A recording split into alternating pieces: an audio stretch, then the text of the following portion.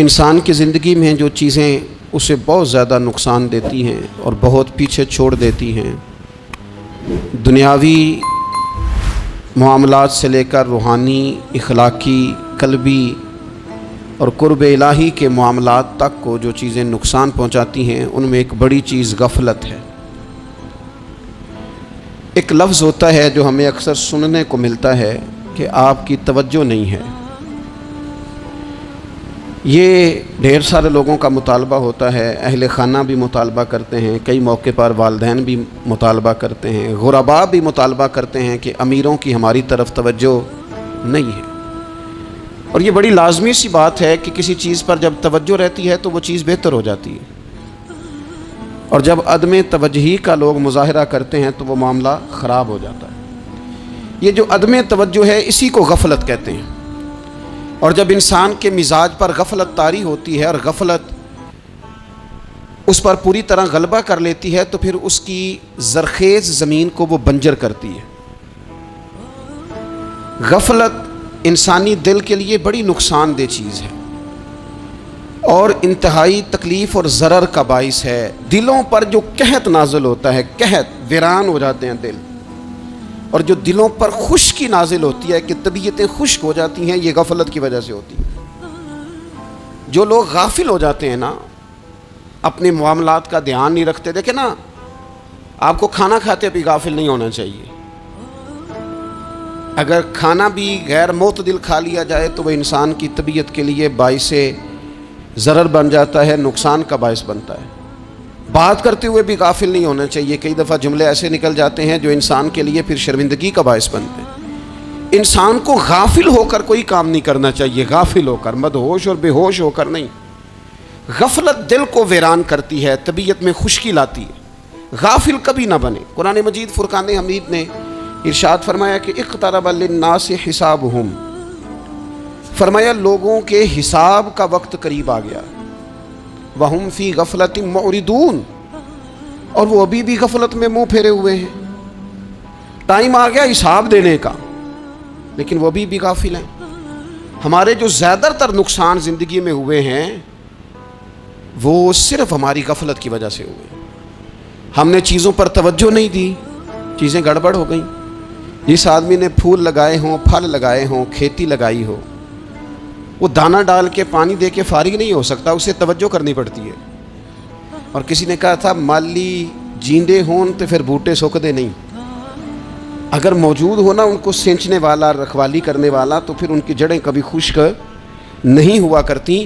ہماری جو غفلتیں ہیں یہ بڑی ضرر کا باعث ہیں، نقصان کا باعث، اور مجبوری معاف ہوتی ہے، غفلت معاف نہیں ہوتی۔ اسکول میں پڑھتے تھے، مدرسے میں پڑھتے تھے، تو ایک مجبوری ہو گئی جی، خدا نہ خواستہ گھر میں کوئی پریشانی ہو گئی تو اساتذہ اس پر سزا نہیں دیتے۔ کوئی خوشی کا موقع ہے گھر میں، فیملی میں کسی کی شادی ہے، اساتذہ اس پر سزا نہیں دیتے۔ لیکن اگر کبھی پتہ چلتا تھا نا کہ یہ گھر سے تو آیا تھا لیکن مدرسے نہیں آیا، یہ اسکول نہیں آیا، رستے میں غافل ہو گیا، تو یہ بات خوفناک تھی۔ یہ قابل سزا جرم تھا کہ تو غافل ہو گیا اپنی پڑھائی سے، تو گھر سے آیا اور یہاں نہیں آیا۔ غفلت قابل سزا ہوتی ہے، مجبوری کی معافی ہوتی ہے۔ ہمارا آج کل جو مسئلہ ہے وہ غفلت کا ہے۔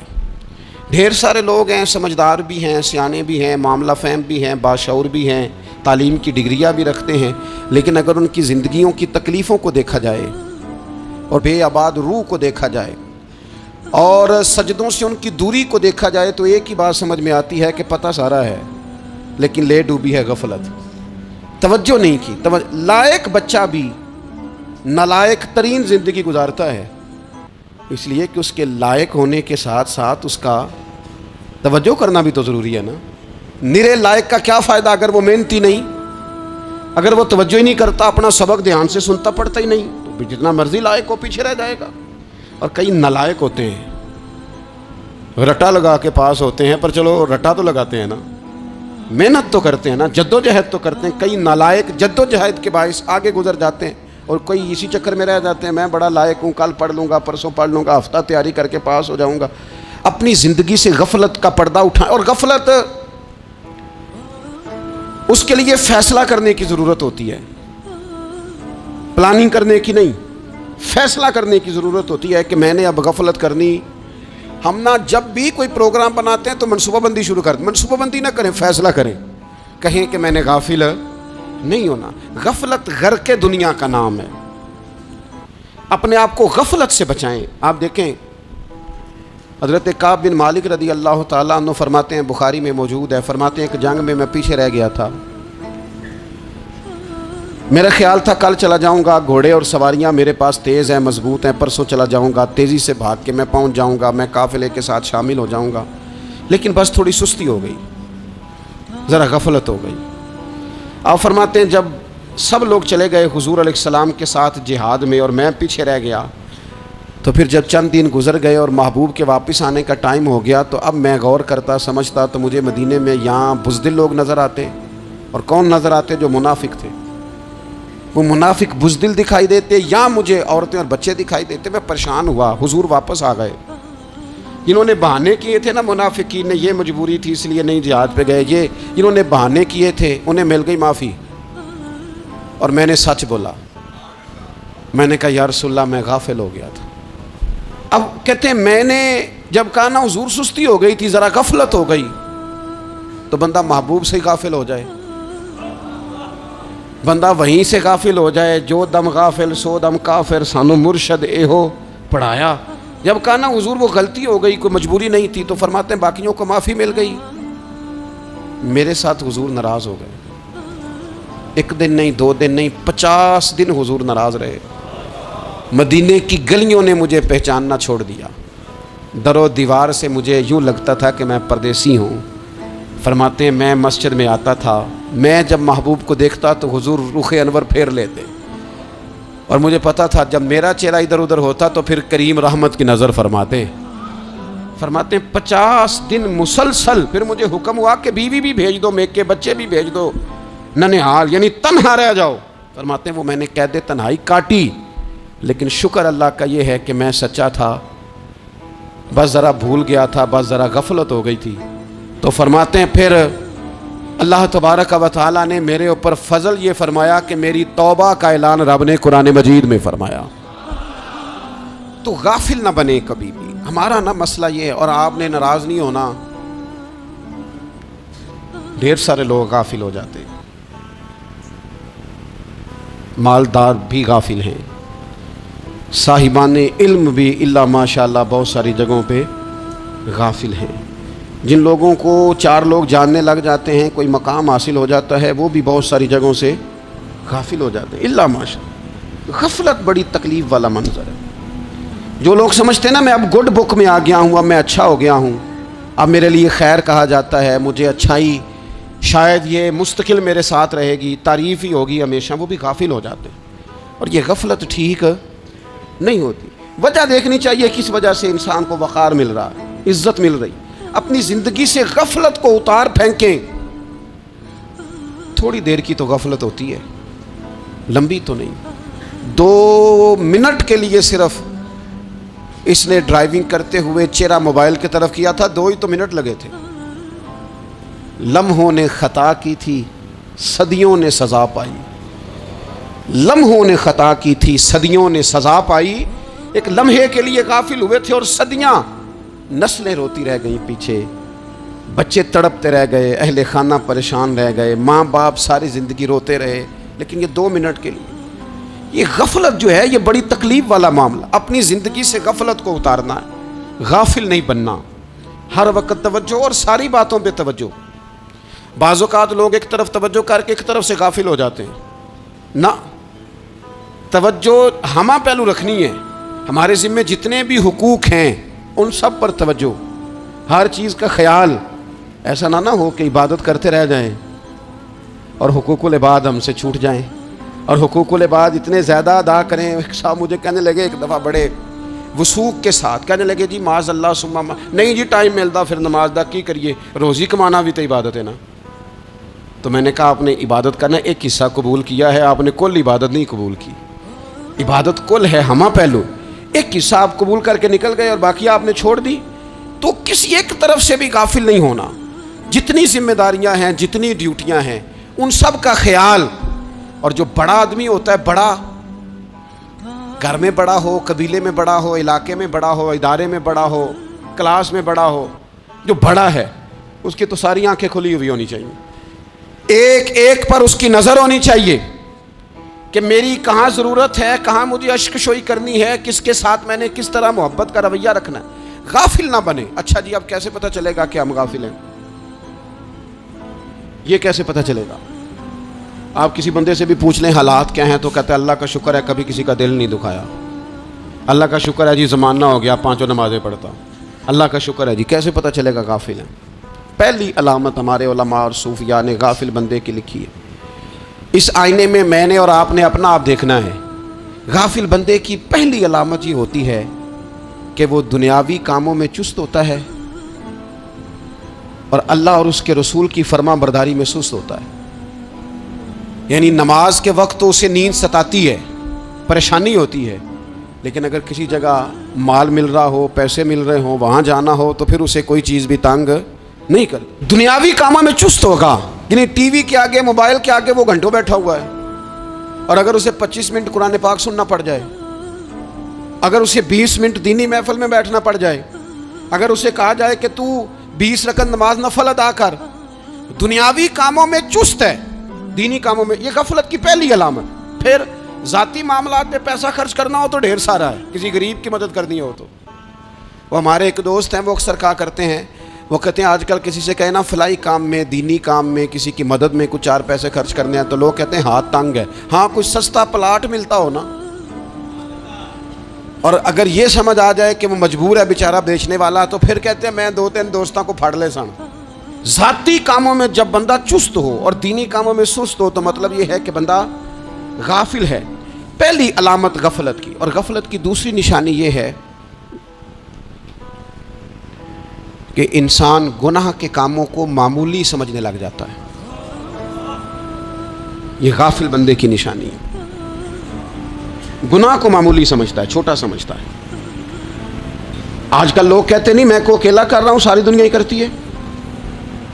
اور جناب کیا ہو گیا، اگر یہ غلطی ہو گئی تو بندے سے ہو ہی جاتا ہے. گناہ کو معمولی سمجھنا، چھوٹا سمجھنا اور کہنا پھر کیا ہو گیا ہے، انسان سے غلطی ہو جاتی ہے. آپ دیکھ لیں کہ سینکڑوں بیسیوں گناہوں کا بوجھ ہمارے سروں پہ ہوتا ہے، لیکن کوئی ہمارا دبدبہ ہے، کوئی ہماری گفتگو ہے، کوئی ہمارے جملوں میں خود پسندی ہے، کوئی ریاکاری ہے، کوئی تصنع ہے. یہ غافل بندے کی علامت ہے. نبی اکرم صلی اللہ تعالیٰ علیہ وآلہ وسلم نے فرمایا مومن اپنے گناہوں کو پہاڑ کی طرح سمجھتا ہے. یہ بخاری میں حدیث ہے. مومن پہاڑ کی طرح جانتا ہے اور وہ ڈرتا ہے کہ کہیں وہ پہاڑ اس کے اوپر گر نہ جائے، یعنی کہیں مجھے میرے گناہ کی سزا نہ مل جائے. چھوٹے گناہ کو بھی پہاڑ جانتا ہے، یار مجھ سے غلطی ہو گئی، مجھے ٹھیک کر لینی چاہیے، مجھے معافی لے لینی چاہیے، مجھے توبہ کر لینی چاہیے. مومن اپنے اوپر گناہ کو پہاڑ کی جانب سمجھتا ہے. اور حضور علیہ الصلوۃ والسلام فرماتے ہیں کہ یہ جو فاسق اور فاجر ہوتا ہے نا، اللہ کا نافرمان، یہ گناہ کو مکھی کی طرح سمجھتا ہے. یہ سمجھتا ہے میں نے اشارہ کرنا ہے، مکھی نے اڑ جانا ہے. مومن کی علامت یہ ہے کہ وہ پہاڑ جانتا ہے، اگر غلطی ہو جائے تو پہاڑ. امام اعظم ابو حنیفہ رحمۃ اللہ علیہ گزر رہے تھے، بارش ہو گئی تھی اور کوفہ میں کیچڑ تھا، تو آپ نے جو جوتے پہنے ہوئے تھے ان جوتوں سے چلتے ہوئے نا آپ کے پاؤں سے کچھ مٹی اڑی، تو سامنے ایک یہودی تھا. اب اس زمانے میں دیواریں کچی ہوتی تھیں، اس کے دیوار پر جا کے وہ مٹی جو تھی وہ لگ گئی. اب امام صاحب بڑے پریشان ہوئے کہ میں نے اس کی دیوار کو آلودہ کر دیا. یہاں تو لوگ اپنی اینٹیں رکھتے رکھتے کئیوں کی دیواریں توڑ ہی دیتے ہیں، اور پھر وہ اس پر ماننے کو بھی تیار نہیں ہوتے، تسلیم کرنے کو بھی تیار نہیں ہوتے. وہ کہتے ہیں پھر کیا ہو گیا، اب ہمارا یہاں گھر ہے تو ہم نے ٹرالی منگوانی نہیں تھی، ہمارا حق بنتا تھا. امام صاحب کے پیروں سے ذرا کیچڑ اڑا، یہودی کی دیوار پہ لگا، اس کی کچی دیوار تھی. امام صاحب پریشان ہو گئے، سوچنے لگے کہ اگر میں دیوار سے یہ کیچڑ اتارتا نہیں تو یہ بھی زیادتی ہے، میں نے اس کی دیوار کو گدلا کر دیا، اور اگر میں اتارتا ہوں تو کچھ مٹی اس کی دیوار کی بھی اتر جائے گی، کچی دیوار ہے، یہ بھی زیادتی ہے. مومن گناہ کو پہاڑ کی طرح سمجھتا ہے کہ کہیں گر نہ جائے، اس کی بھی کہیں سزا نہ مل جائے. امام صاحب نے اس کے دروازے پہ دستک دی، وہ باہر آیا تو اتفاق سے وہ آپ کا مقروض بھی تھا، اس نے پیسے دینے تھے. باہر نکلتے ہی کہنے لگا اوہ آپ تو قرض لینے آ گئے, میرے پاس تو ابھی گنجائش نہیں ادا کرنے کی. تو امام صاحب کہنے لگے تو قرض چھوڑ, وہ میں نے معاف کیا, میرے سے غلطی ہو گئی ہے. میں آ رہا تھا, لکڑی کے جوتے اس زمانے میں کھڑاؤں لوگوں نے پہنے ہوتے تھے, کہا وہ میرے پیروں سے ذرا کیچڑ اڑا ہے, تیری دیوار پہ لگ گیا ہے. اب میں بڑی دیر سے کھڑا سوچ رہا ہوں کہ اگر میں تیری دیوار صاف نہ کروں تو میں نے یہ میلی کر دی, گدلی کر دی, یہ بھی بات درست نہیں ہے, زیادتی. اور اگر میں اسے صاف کرتا ہوں کچی دیوار سے کچھ مٹی اتر جائے گی تو یہ بھی زیادتی ہے. اب تو بتا میں کیا کروں. تو بے موسمہ پھل تھا نا یہ, تو بے موسمہ پھل دیکھ کے بندہ حیران ہو جاتا ہے. جو باتیں روٹین میں نہ ہو رہی ہوں وہ ذرا انوکھی لگتی ہے, بندہ حیران ہو گیا. غور سے امام صاحب کا چہرہ دیکھنے لگا, غور سے چہرہ دیکھنے لگا. تو پھر تھوڑی دیر سوچنے کے بعد کہنے لگا حضور پہلے میں نے دین اسلام کے بارے میں پڑھا اور سنا تھا, آج میں نے دین دیکھا ہے. پہلے میں نے سنا تھا کہ دین اسلام اس طرح کا ہے, آج میں نے دین. ہم نہ پوری دنیا کے کافروں کو دین سنانا چاہتے ہیں, دکھانا نہیں چاہتے. ہم نیک نظر آنا چاہتے ہیں, نیک بننا نہیں چاہتے. ہم نیک نظر آنا چاہتے ہیں. نتیجہ کیا نکلتا ہے کہ کچھ عرصے کے بعد پتہ چل جاتا ہے بندہ کس لیول کا نیک ہے, کیا معیار ہے اس کی نیکیوں کا. کہنے لگا حضور پہلے میں نے دین سنا تھا, آج دیکھا ہے.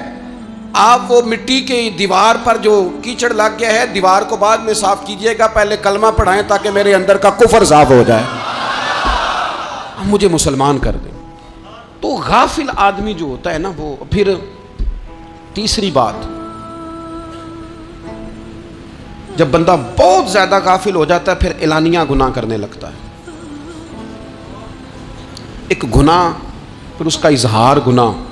ایک بندہ, حدیث پاک میں آتا ہے, ایک بندہ رات کو کوئی غلطی کرتا ہے, اللہ تعالیٰ اس پہ پردہ ڈال دیتا ہے, لیکن وہ سویرے خود لوگوں کو بتاتا پھرتا ہے میں نے یہ کیا, میں نے یہ کیا. جب آپ اظہار گناہ کرتے ہیں نا تو سامنے والا بھی دلیر ہوتا ہے, کہتا ہے اس نے کیا میں کر لوں گا, تو پھر کیا ہوا. ہمارے علماء نے لکھا ہے کسی کی نماز قضا ہو جائے تو کسی کو بتائے نہ, قضا پڑھ ڈالے, اس کا جگہ جگہ ذکر نہ کرے. جب آپ کہیں گے نا میری قضا ہو گئی تو آپ کے ساتھ رہنے والا بچہ دوست سمجھے گا یار اس کی قضا ہو گئی یا تو میری بھی ہو جائے گی, تو کیا ہوا. گناہ کرنا بھی گناہ ہے اور گناہ کا اظہار بھی گناہ ہے.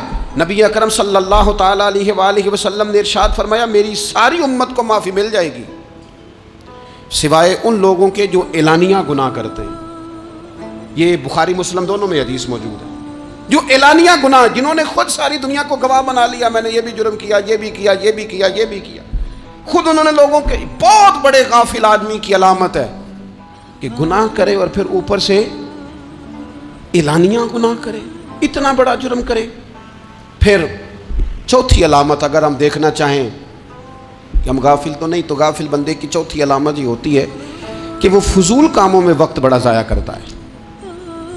فضولیات میں ادھر بیٹھے ہیں ادھر بیٹھے ہیں, یہاں گپ شپ ہو رہی ہے, وہاں موبائل دیکھا جا رہا ہے, پھر کچھ ٹائم ملا ہے تو پھر کہیں دور دراز کسی ہوٹل پہ کھانا کھانے چلے گئے, پھر کچھ ٹائم ملا تو چلو نکلتے ہیں ذرا کوئی ہفتہ سیر کر آتے ہیں, یہاں گپ شپ ہے, فلاں کو ڈسکس کر لیتے ہیں, فلاں کے بارے میں بات کر لیتے ہیں, سیاسی تبصرے کر لیتے ہیں, یہ تھوڑی گفتگو ہو جاتی, چلے محلے داروں پہ تبصرہ شروع کرتے ہیں, کون روٹی زیادہ کھا رہا ہے اور کس کے پاس پیسے زیادہ آ گئے, چلو جا کے پتہ کرتے ہیں. حالانکہ یہ پتہ نہیں کرنا چاہیے تھا, پتہ تو اس کا کرنا چاہیے تھا جو بیچارہ کل سے بھوکا ہے.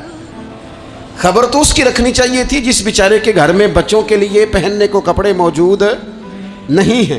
اس پر تبصرہ یہ کرتے ہیں کہ یہ محنت کیوں نہیں کرتے, اور اگر کسی پر اللہ عطا کر دے پھر حساب ضرور لگاتے ہیں کہ ذرا معلومات کرو یہ اتنی جلدی آگے کیسے نکل گئے. غافل بندے کی علامت ہے وقت کا ضائع کرنا اور فضول کاموں میں ضائع کرنا اور بلا وجہ ضائع, اور ایسے سوالات کرنا جن کی ضرورت ہی کوئی نہیں, بالکل ضرورت ہی نہیں, کوئی مطلب بھی نہیں. لیکن ہم لوگ وقت ضائع, یہ غفلت کی علامت, غفلت.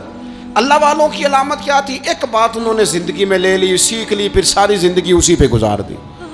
ان کا ارادہ تھا نا کشکول سیدھا کیا. کچھ لوگ ساری زندگی لیکچر قبول لے لے کے سن کے پھر بھی سمجھنے کو تیار, یہ غافل دل کی علامت ہے. اس لیے نبی پاک صلی اللہ تعالیٰ علیہ وسلم نے فرمایا دو نعمتیں ایسی ہیں جن میں اکثر لوگ غفلت میں ہیں, ایک صحت اور دوسری فراغت. لوگ بلا وجہ وقت ضائع کرتے ہیں. اللہ نے صحت دی ہے, کسی خیر کے کام میں لگائیں. اگر آپ کے پاس فارغ وقت ہے تو قرآن پاک کو یاد کریں, ترجمہ اور تفسیر سے پڑھیں، محبوب پاک علیہ السلام کی احادیث کو یاد کریں، اللہ والوں کی باتیں سنیں، وقت ملے تو عبادات میں لگائیں، نوافل میں لگائیں، تلاوت میں لگائیں، ذکر اذکار میں لگائیں، اور پھر اللہ مزید توفیق عطا کرے تو کسی کے بھلے میں وقت لگائیں، گلی سے کوئی کانٹا اٹھائیں، کوئی روڑا اٹھائیں، کوئی کسی کی مدد کریں۔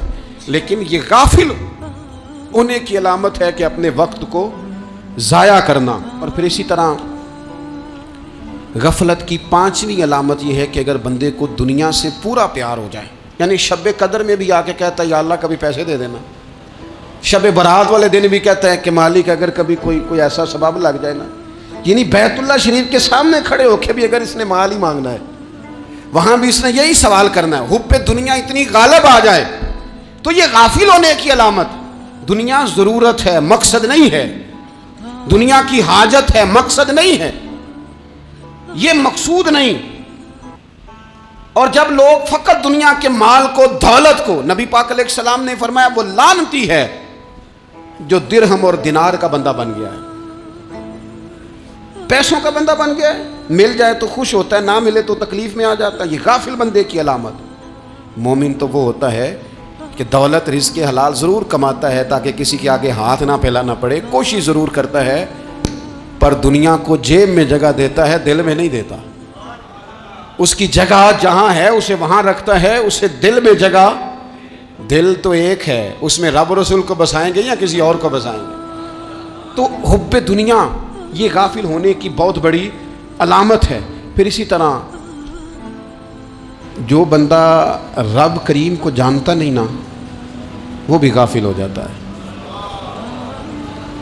ایک تو جو یہ نہیں نہ جانتا کہ رب کریم سزا دے گا، وہ مجھے دیکھ رہا ہے، اسے نہ اونگ آتی ہے نہ نیند آتی ہے، جو اس کی معرفت نہیں رکھتا کہ میرا رب ہر وقت مجھے دیکھ رہا ہے، وہ بھی غافل ہو جاتا ہے۔ جسے پتہ ہونا کہ مجھے دیکھ رہا ہے وہ غافل نہیں ہوتا۔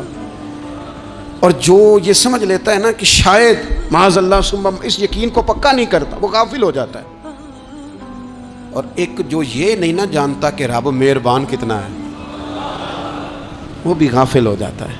مجھے بتائیے سب سے زیادہ تو بندہ اس کے دروازے پہ جاتا ہے نا جو سب سے زیادہ مہربانی کرنے والا ہو، اس دروازے سے بندہ اٹھتا ہی نہیں۔ تو جس کو یہ یقین ہو جائے نا سب سے زیادہ کرم فرمانے والی ذات اللہ رسول کی ہے، وہ کبھی رب رسول سے غافل نہیں ہوتا، وہ کبھی اللہ رسول کا دروازہ چھوڑ کے نہیں جاتا، وہ کبھی کسی اور جگہ جا کے پناہ تلاش نہیں کرتا۔ جسے پتہ چل جائے نا وہ کریم کتنا ہے، مہربان کتنا ہے۔ مولا رومی رحمت اللہ علیہ فرماتے ہیں بہت بڑا مجرم تھا ایک بندہ، بہت بڑا گناہگار تھا، بت کو پوجتا تھا، تھک گیا، ساری رات بت کے سامنے کھڑا تھا، معاذ اللہ یا صنم یا صنم یا صنم کہتے، تھک گیا، نیند آ گئی، اونگ آ گئی۔ جب پوری طرح نیند آ گئی اور دماغ پہ نیند قبضہ کرنے لگی تو اس کے منہ سے نکل گیا، صنم صنم کہہ رہا تھا نا، نکل گیا یا صمد، او بے نیاز مالک۔ رب کریم نے فرشتوں سے فرمایا دوڑ کے جاؤ، جو کہتا ہے اسے دے دو۔ فرشتے کہنے لگے مالک تو بت کو پکار رہا تھا، اس نے تو غلطی سے نام لیا ہے، فرمایا مجھے نہیں پتا، لیکن دیکھو نا اس نے مجھے پکارا تو ہے نا، کتنی دیر سے جھوٹے کو پکار رہا تھا، اس کا معاملہ حل نہیں ہوا، اب اگر سچے کو پکارنے پہ بھی حل نہ ہوا تو فرق کیا رہ جائے گا؟ دے دو جو مانگتا ہے، دے دو۔ میرے دوست گھر پتہ چل جائے وہ کریم کتنا ہے، وہ مہربان کتنا ہے۔ میرے رسول پاک علیہ الصلوۃ والسلام نے تو فرمایا تیری آنکھ سے اگر اس کے خوف سے اتنا آنسو بھی نکل گیا جتنا مچھر کا پر ہوتا ہے، تو جس طرح بھینس کے تھنوں سے نکلا ہوا دودھ واپس تھنوں میں نہیں نہ جاتا، جو اتنا بھی روئے نہ روئے اللہ کے خوف سے، وہ بندہ دوزخ میں نہیں جائے گا۔ تھوڑی دیر کے لیے ڈر جائے اپنے رب سے، آئے تو صحیح۔ عدم معرفت غفلت پیدا کرتی ہے، تو آ تو صحیح، وہ تو کریم ہی بڑا ہے، وہ تو مہربان ہی بڑا ہے۔ حضرت زنیرہ رضی اللہ تعالی عنہ حضور کی صحابیاں ہیں، ایام جو مکے کے تھے مسلمانوں پر بڑی آزمائش کے تھے، انہیں بڑا مارا کفار نے، اتنا مارا کہ ان کی بینائی چلی گئی، نظر آنا بند ہو گیا۔ کافروں کی عورتوں نے تانا دیا کہ تو نے ہمارے بت چھوڑے ہیں نا، تو دیکھنا تیری بینائی چلی گئی۔ تو جناب زنیرہ اللہ پہ بھروسہ، توکل، معرفت الہی کا جذبہ، اٹھ کے کھڑی ہو کہنے لگی چپ کرو، تمہارے جھوٹے بت کیا کر سکتے ہیں، میرا رب چاہے تو صبح جب میں اٹھوں تو میری آنکھیں روشن ہو، اگر کریم کرم کر دے لوگ کہتے ہیں واقعی ایسا ہوا، جب وہ سویرے اٹھی تو اللہ نے ان کی روشنی واپس کر دی تھی۔ تجھے پتہ چل جانا وہ مہربان کتنا ہے۔ وہ ایک بزرگ تھے تو ان سے کسی نے کہہ دیا کہ اگر آپ کا حساب آپ کے ماں باپ کے ذمہ ہو جائے تو پھر کیسا، پوچھنے کے لیے قیامت میں اگر ماں باپ حساب لیں تو پھر کیسا۔ تو بڑے سیانے لوگ تھے جو دل والے تھے، کہنے لگے نہیں، رب کریم ہی ٹھیک ہے، اس لیے کہ وہ ماں باپ سے کہیں بڑھ کر پیار کرنے والا ہے۔ اگر یہ معرفت مل جائے وہ کریم کتنا ہے۔ اور جب بندہ پوری طرح اس کی بارگاہ میں آ کے تڑپ جاتا ہے نا، مولا میں جاؤں کدھر، تیرا دروازہ چھوڑ کے جاؤں کدھر۔ اقبال کہتے ہیں وہ ایک سجدہ جسے تو گراں سمجھتا ہے، 1000 سجدوں سے دیتا ہے آدمی کو نجات۔ تجھے جگہ جگہ جھکنا نہیں پڑے گا اگر تو صحیح معنوں میں اپنے رب کی بارگاہ میں جھک جائے۔ تو میرے عزیز کوشش کریں کہ اس کی معرفت، اس کا کرم، اس کی عطا اور اللہ تبارک و تعالیٰ کے حاضر و ناظر ہونے پر عین الیقین، حق الیقین حاصل کریں۔ اور پھر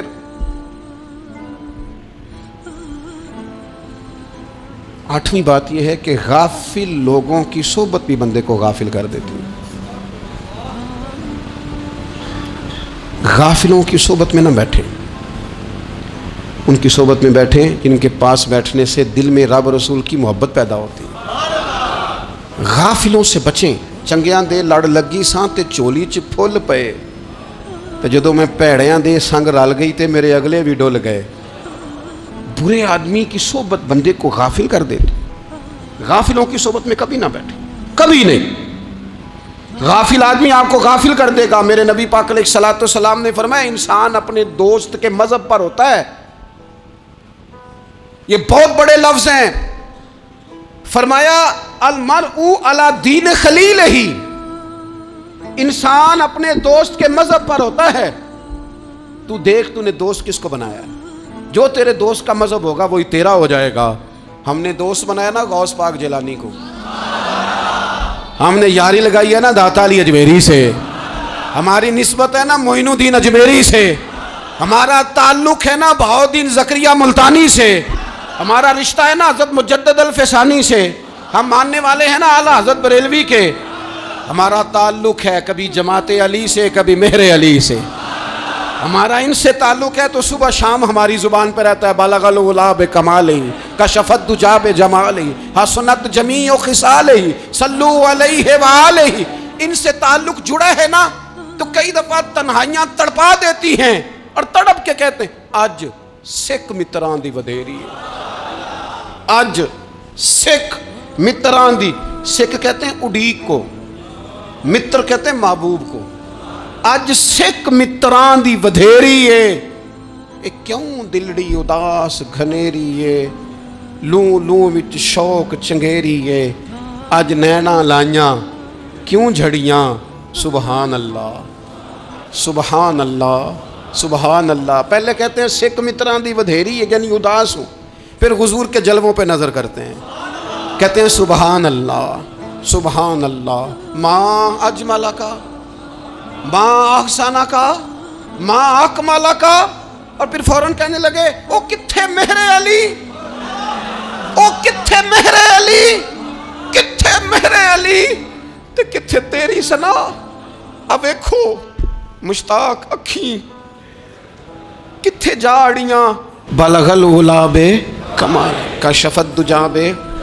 اور میرے اعلیٰ حضرت کہنے لگے سرور کہوں کہ مالک و مولا کہوں، باغ خلیل کا گلے زیبا کہوں تجھے، تیرے تو وصف عیب تناہی سے ہیں بری، حیران ہوں میرے شاہ میں کیا کیا کہوں تجھے۔ غافل آدمی کی علامت ہے برے لوگوں کی صحبت میں۔ خبردار ان کے پاس نہ بیٹھنا جن کے پاس بیٹھنے سے تمہارے دلوں میں اولیاء اللہ، اللہ کے بندوں کی عداوت پیدا ہو۔ خبردار خبردار ان کے پاس نہ بیٹھنا جن کے پاس بیٹھنے سے تمہارے دلوں میں حضور کی اولاد پاک کے بارے میں شک پیدا ہو۔ خبردار اس شخص کے پاس نہ بیٹھنا جو امام حسین ابن علی کے بارے میں کوئی کمزور بات کرتا ہو، بچنا۔ خبردار اس سے بچنا جو حضور کے صحابہ کے بارے میں بات کرے، بچنا اس سے۔ جو سیدنا ابو بکر صدیق کے بارے میں کوئی، دیکھو کیا مقدر ہیں صدیق و فاروق کے، جن کے گھر ہی رحمتوں کے خزینے میں۔ بھلا کیا کہا نبی پاک، حضور نے فرمایا میرے اوپر جس نے نیکی کی تھی بدلہ دے دیا ہے۔ یہ جو میرے ابو بکر صدیق ہے نا، ان کو میں اللہ کی بارگاہ میں لے جاؤں گا، کہوں گا مالک تو ہی بدلہ عطا فرما۔ ایک ہاتھ میں جناب صدیق کا ہاتھ پکڑا، ایک میں حضرت عمر کا ہاتھ پکڑا، اور حضور مسجد نبوی سے باہر آ رہے ہیں۔ دیکھنے والے کی زبان سے بے ساختہ سبحان اللہ نکل گیا۔ کیا شان ہے، کیا مقدر ہے۔ تو حضور علیہ السلام رک گئے اور روک کے فرمایا تو حیران ہو رہا ہے نا، تو حیران ہو رہا ہے نا کہ میں نے ایک ہاتھ میں ابو بکر کو پکڑا ہے، ایک میں عمر کو پکڑا ہے۔ فرمایا قیامت میں جب میری قبر کھلے گی تو میں اسی طرح قبر سے نکلوں گا، اس طرح میدان محشر میں میں آؤں گا۔ خبردار، حضور ایک وفاداروں کے وفادار رہنا، ان کے وفادار رہنا، ان کے وفادار رہنا بڑا عجیب دور آیا ہے۔ ہم نے یہ دور دیکھا ہے کہ لوگ حضور کے صحابہ کے بارے میں بھی بات کریں گے، اب نبی پاک کی اولاد پاک کے بارے کو بھی ڈسکس کیا جائے گا۔ اپنا منہ تو دیکھ، اپنی حیثیت دیکھ، اور پھر وہ بندے دیکھ جن کو اللہ نے چن کے اپنے محبوب کی غلامی کے لیے حضور کے قریب بٹھایا ہے۔ تو بچنا ایسے لوگوں سے، پرہیز کرنا، خبردار، عقیدہ ستھرا رکھنا، عقیدہ ستھرا رکھنا، صاف رہنا، پاکیزہ رہنا، غافلوں کی صحبت سے بچنا۔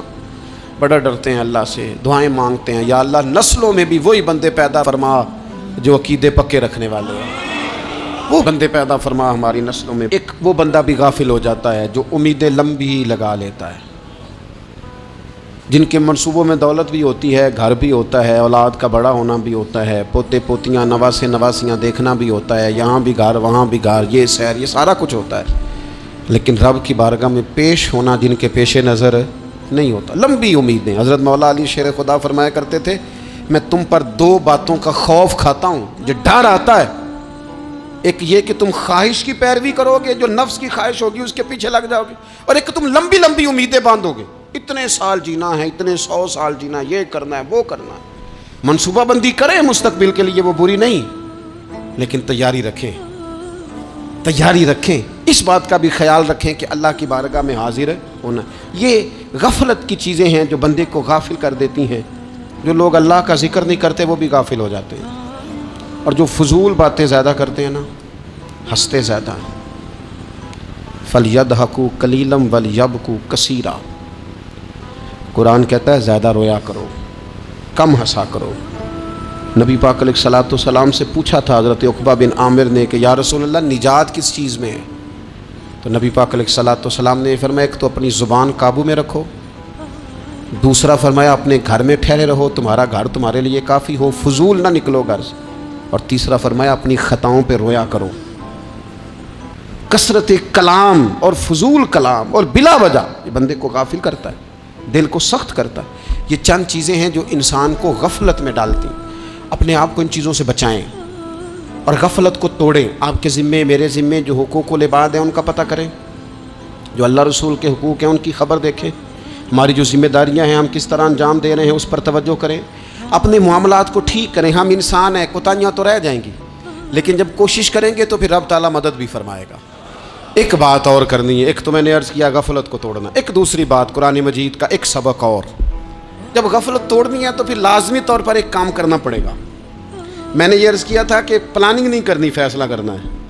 تو فیصلہ کرنا ہے تو کرنا کیا ہے؟ پھر قرآن حکیم نے سورہ بقرہ میں کہا فاستبقوا الخیرات، یعنی تم نیکیوں کی طرف دوڑو، جلدی جلدی نیکیاں کرو، فٹافٹ، دیر نہ کرو۔ فٹافٹ سے مراد یہ نہیں کہ نیکی جلدی جلدی کر جاؤ، یعنی ٹال مٹول نہ کرو خیر کے کام میں، کل کریں گے، پرسوں کریں گے، عمرہ کر رہے ہیں پھر نیکی ہیں، حج کر رہے ہیں پھر نیکی ہیں، بچے بیال ہوں پھر میں نیک ہوں، یہ تھوڑا سا یہ کام ٹال مٹ، فاستبقوا الخیرات، نیکیوں کی طرف دوڑو، جلدی کرو، بھاگو۔ نبی پاک صلی اللہ تعالیٰ علیہ وسلم نے فرمایا 5 چیزوں کو 5 چیزوں سے پہلے غنیمت جانو۔ حضور علیہ الصلوۃ والسلام فرمانے لگے ایک تو تم جوانی کو نہ بڑھاپا آنے سے پہلے پہلے غنیمت سمجھ لو۔ نبی کریم صلی اللہ تعالیٰ علیہ وآلہ وسلم ارشاد فرمانے لگے کہ اپنی صحت کو غنیمت جان لو، بیماری آنے سے پہلے پہلے۔ پھر حضور علیہ الصلوۃ والسلام فرمانے لگے اگر اللہ نے تمہیں مال دیا ہے، وسعت دی ہے، تو نیکی کر لو، خرچ کر لو اللہ کے راستے میں۔ خدا نہ خواستہ تم پر غریبی آ جائے اور پھر حضور سید عالم صلی اللہ تعالیٰ علیہ وسلم فرمانے لگے اگر تمہیں اللہ نے کچھ فراغت دی ہے، بہت زیادہ مصروف نہیں ہو تو غنیمت جان لو، جلدی سے نیکی کر لو قبل اس کے کہ تم مشغول ہو جاؤ۔ اور پانچویں بات حضور نے بیان کی، فرمایا زندگی کو غنیمت جانو موت آنے سے پہلے پہلے جلدی سے نیکی کر لو۔ نیکی کے لیے ساری زندگی منصوبہ بندی نہ کرتے رہو، نیکی کے لیے دیکھو نا، ہماری زندگی میں یہاں دنیا میں رہ کے چند منٹوں میں وہ نیکی کی جا سکتی ہے جو قیامت کے بعد صدیوں کا ہمارا فائدہ کرے، صدیوں کا فائدہ کرے۔ کرتے نہیں، پلاننگ کر رہے ہیں، منصوبہ بندی کر رہے ہیں، بس تیاری کر رہے ہیں، بس حضرت آپ دعا کر دیں، اللہ تعالیٰ دعائیں بھی قبول فرمانے والا ہے، لیکن جو نیکی نصیب ہوتی ہے اسے جلدی سے کر گزریں، اسے فٹافٹ کریں۔ میں ایک گاؤں میں گیا، اب تو خیر وہ دور نہیں رہا، یہ 10-15 سال 20 سال پہلے نا جو نوجوانوں کی مصروفیات ہوتی تھیں ان میں سے ایک مصروفیت یہ ہوتی تھی کہ گندم لے کے چکی پہ جانا ہے، آٹا پسوا کے لانا ہے۔ یہ ایک بڑی، چونکہ سبھی گھروں کے اندر سال کے لیے گندم سٹاک کر لی جاتی تھی، تو گندم لے کے جانا یہ ایک ڈیوٹی ہوتی تھی۔ ایک نوجوان ایک گاؤں میں، اس کی مجھے تعریف سننے کو ملی، تو ایک بوڑھی اماں کہنے لگی یہ تو بڑا نصیباں والا ہے، سارے اندر آٹا پہ آلے ہوتا ہے، اور آتے جاتے پوچھ لیتا ہے کہ اماں کوئی، کہنے لگی میرے بچے باہر ہوتے ہیں، یہ مجھے دوائی بھی لا دیتا ہے شوگر کی، میں مریضہ ہوں۔ یعنی خیر جتنی ہو سکے، جتنی۔ میرے ایک سنگی ہیں تو سڑک پہ کوئی بندہ کھڑا ہوتا ہے نا، اللہ تعالیٰ انہیں سلامت رکھے، بندہ کھڑا ہوتا ہے تو کہتے ہیں میں اس سے پوچھ لیتا ہوں بابا جی کدھر جانا ہے، فلانی جگہ جانا ہے، تو کہتے ہیں میں موٹر سائیکل پہ بٹھا لیتا ہوں۔ بندہ دیکھ کے مجھے سمجھ آ جاتی ہے ضرورت مند ہے، کوئی چور نہیں، کوئی ڈاکو نہیں، ضرورت مند ہے، میں اسے منزل تک نیکی جتنی میسر آئے، جس حد تک میسر آئے۔ کیا کہا ہمارے نبی پاک علیہ السلام نے؟ حضور نے ہم سے فرمایا کچھ نہ ہو سکے تو بات ہی مسکرا کے کر لینا، اس پر ہی اللہ صدقے کا ثواب عطا کرے۔ فاستبقوا الخیرات، جلدی سے نیکی کر لو، اپنے نامہ اعمال میں روز نیکیاں جمع کرو، کوئی نہ کوئی خیر کا کام روز کرو اور جلدی سے کرو۔ صحیح مسلم میں حدیث ہے، نبی پاک صلی اللہ تعالیٰ علیہ وسلم فرمانے لگے جلدی جلدی نیکی کے کام کر لو ان فتنوں سے پہلے جو اندھیری رات کے حصوں کی طرح فتنے ہوں گے۔ فرمایا اس وقت حال یہ ہوگا کہ آدمی صبح مومن ہوگا، شام کو کافر ہو جائے گا، شام کو مومن ہوگا تو صبح کافر ہو جائے گا۔ اور فرمایا لوگ دنیا کے بدلے اپنا دین تک بیچ ڈالیں گے۔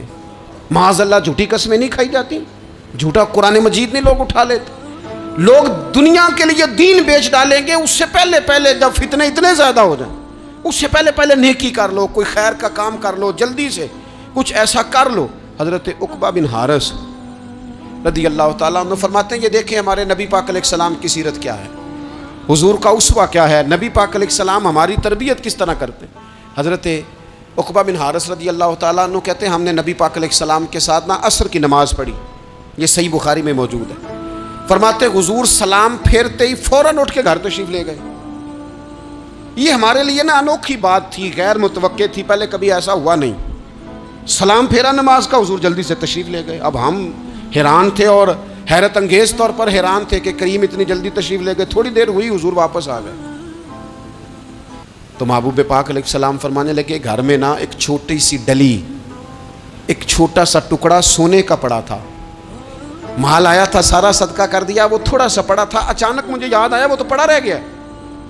تو حضور فرمانے لگے میں نے کہا کہیں ایسا نہ ہو جائے کہ ساری رات گزر جائے اور میرے گھر میں پڑا ہی رہ جائے، میں جلدی سے جا کے اسے خیرات کر دوں۔ میں نے خیرات کیا پھر میں واپس آ گیا ہوں۔ جلدی سے نیکی، جلدی سے نیکی کر لی جائے۔ ہم بڑا انتظار کر رہے ہیں، بڑا لمبا ہمارا پروگرام ہے، ہمارے پاس ٹائم ہی بڑا ہے، کسی نے کان میں کہہ دیا ہے تیرے پاس بڑا وقت ہے، ابھی تو بڑی عمر پڑی ہے، ابھی تو جناب اور میرے بھائی یہ لوگوں کے کہنے کی باتیں ہیں، پھر پتہ ہی نہیں چلتا حالات کس طرح کے ہو جاتے ہیں اور کیا معاملات انسان کے ساتھ درپیش ہوتے ہیں۔ جتنی خیر میسر آئے، جتنا بھلا میسر آئے، جتنی انسان کو توفیق ملے۔ میں نے بزرگوں کو دیکھا، اپنے اصحاب کو، پہلے وہ خدام سے کہتے کہ میں سونے لگا ہوں اور پابند کرتے لوگوں کو کہ فلاں وقت، بزرگوں کو میں نے دیکھا اپنے، وہ پابند کرتے لوگوں کو کہ فلاں وقت میں موجود ہوں گا آنا، خود پابند فرماتے، اور پھر جب بیدار ہوتے تو سب سے پہلے خدام کو بلا کے پوچھتے کوئی مہمان تو نہیں آیا؟ اور جناب آپ نے خود ہی تو پابند فرمایا فلاں دن آنا۔ کہنے لگے چل یار اگر کوئی آیا تو مجھے ملا لو، میری ملاقات کرا لو۔ کیوں؟ اس لیے کہ دور سے آیا ہے، مجھ سے ملنے آیا ہے۔ کوئی خیر کی بات سیکھنے آیا, چلو میرے نام اعمال میں کوئی نیکی جائے گی, کچھ نہ کچھ خیر جمع کر لی جائے, کچھ نہ کچھ ڈیوٹی کر لی جائے, کچھ کام کریں اور جلدی سے کریں. حضرت جابر ابن عبداللہ انصاری رضی اللہ تعالیٰ عنہ بیان کرتے ہیں, یہ بھی بخاری میں موجود ہے. کہتے ہیں ایک صحابی نا نبی پاک علیہ السلام کی بارگاہ میں حاضر ہوئے غزوہ احد کے موقع پر, اور حال ان کا یہ تھا کہ وہ کھجور کھا رہے تھے, اور کھجور انہوں نے منہ میں رکھی ہوئی تھی. حضور کی بارگاہ میں حاضر ہوئے اور عرض کرنے لگے, یا رسول اللہ صلی اللہ تعالیٰ علیہ وسلم, اگر میں شہید کر دیا جاؤں تو کہاں جاؤں گا؟ حضور فرمانے لگے جنت میں. تو کہتے ہیں انہوں نے جو کھجور منہ کے اندر تھی نا, وہ انہوں نے نگلی نہیں, اندر نہیں لے گئے, اس کو باہر نکالا اور دوڑ کے آگے بڑھے اور جنگ کرنی شروع کر دی, اور لڑتے لڑتے شہید ہو گئے. کیا سبق دیا انہوں نے؟ سبق یہ دیا کہ نیکی کرنے میں اتنی دیر بھی نہیں کرنی جتنی کھجور کھانے میں دیر لگتی ہے. جلدی سے نیکی کرنی ہے, فٹافٹ نیکی کرنی, اس کے اندر ٹال مٹول نہیں کرنا. اسی وقت انہوں نے کھجور باہر نکال دی, دوڑ کے انہوں نے حضرت انس بن نضر رضی اللہ تعالیٰ عنہ, حضرت انس بن مالک رضی اللہ تعالیٰ عنہ کے چچا ہیں, میدان احد میں نا, احد پہاڑ کے قریب کھڑے تھے, لوگوں سے کہہ رہے تھے جلدی جلدی ادھر آؤ. وہ جنت جو انسان کو انتقال کے بعد نصیب ہوگی اور قیامت کے بعد نصیب ہوگی, فرماتے تھے مجھے تو ابھی احد پہاڑ کے اندر سے جنت کی خوشبو آ بھی رہی ہے, لہذا جلدی سے آؤ, ادھر دوڑو, جہاد کرو, آؤ کفار سے لڑیں. تو نیکی میں دیر نہیں کرنی. جو نیکی میسر آتی ہے, جس کو میسر, ماں باپ میسر ہیں تو خدمت کر لیں, اہل خانہ ہیں تو حسن سلوک کر لیں, اللہ نے اولاد دی ہے تو اچھی تربیت کر لیں, دوست ہیں تو خیر خائی کر لیں, اگر آپ کو اللہ رمضان عطا کرتا ہے تو زیادہ سے زیادہ اس کی عبادت کر لیں, اگر نظر ٹھیک ہے تو تلاوت زیادہ سے زیادہ کر لیں, زبان چلتی ہے تو رج رج کے مدینے والے محبوب پہ درود و سلام پڑھ لیں, اللہ تعالیٰ کا ذکر کر لیں. جلدی سے خیر جمع کریں, اپنے وقت کو ضائع نہ کریں. یہ آج کا سبق ہے. ایک تو ہم نے فیصلہ کرنا ہے کہ بس غفلت نہیں, اب غفلت, اب انشاءاللہ اللہ اللہ کرنی ہے, اب کوئی خیر کا کام کرنا ہے. میرے حضرت کا ایک جملہ کبھی نہیں بھولنا, فرمایا کرتے تھے زمین کے اوپر کام, نیچے جا کے آرام.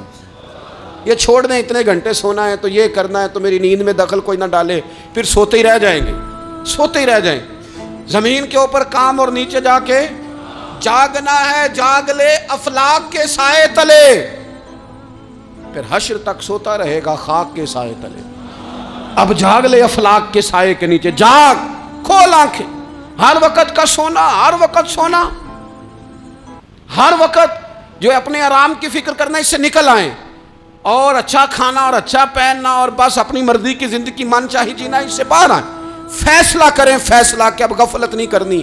اگر اللہ نے کوئی صلاحیت دی ہے تو اسے دین کے کام پہ لگانا ہے, کوئی ڈیوٹی کرنی ہے, کوئی خدمت کرنی ہے. دیکھو خدمتیں ہو رہی ہیں, صدیق اکبر مال دے رہے ہیں, عثمان غنی مال دے رہے ہیں, مولا علی نے تلوار پکڑی ہے, میدان میں جا رہے ہیں, فاروق اعظم گلی گلی نگر نگر رسول اللہ کے دین کی پہرے داری کر رہے ہیں, حضرت جناب سیدنا سلمان فارسی ابو ذر غفاری حضور کی مسجد میں جھاڑو دے رہے ہیں, اور بلال حبشی وہ نبی پاک کی مسجد میں اذان پڑھتے پڑھتے پڑھتے پڑھتے رب نے اتنا عروج فرمایا کہ کعبے کی چھت پہ کھڑے ہو کے بھی اذان پڑھنی شروع, انہوں نے اذان دے دی. تو کوئی کام کرنا ہے, غفلت کو توڑنا ہے اور نیکی کرنی ہے, ذرا جلدی جلدی خیر کا کام کرنا ہے. نہیں ایسے نہیں, فٹافٹ. کیسے جی؟ فٹافٹ. تو فٹافٹ کام کریں خیر کا, جلدی جلدی. تو یہ خیر کا کام فٹافٹ, جلدی جلدی اور بڑی جلدی اور دوڑ دھوپ کے, اور جب آپ کرتے جائیں گے نا تو پھر اللہ تعالیٰ مواقع بناتا جائے گا. آپ سے میری اپیل ہے, بالخصوص میرے ساتھ جو وابستہ سنگی ہیں, جو پیار کرنے والے ہیں, 2 باتیں آج آپ نے لے کے جانی ہیں گھر. یہی لنگر ہے, یہی آپ کے لیے دعا ہے, یہی ہمارے بزرگوں کا فیض ہے, یہی نصیحت ہے کہ آپ نے یہ 2 باتیں لے کے جانی ہیں. غفلت توڑ دینی ہے, فیصلہ کرنا ہے کہ آج کے بعد غافل نہیں ہونا, اور دوسری یہ بات لے کے جانی ہے کہ نیکی جلدی جلدی, فٹافٹ فیصلہ, فٹافٹ نیکی. ایک کر کے پھر انشاءاللہ دوسری کر کے پھر انشاءاللہ تیسری کر کے پھر انشاءاللہ چوتھی. یہ شروع کرنی ہے, اور آپ دیکھیں گے اللہ تعالیٰ مہربانی فرمائے گا, مدد کرے گا.